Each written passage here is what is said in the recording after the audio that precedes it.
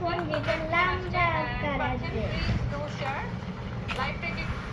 এই যে পুরো হাতে কেটেছে, আমি যে হাতে ছোট সেটা আমি বন্ধ করে দেব।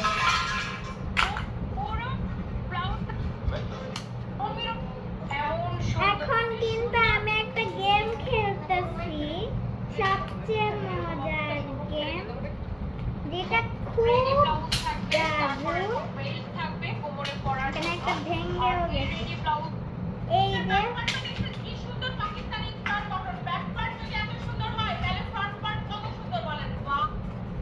কমলা গেম খেলতেছি, অনেক ভয়ঙ্কর।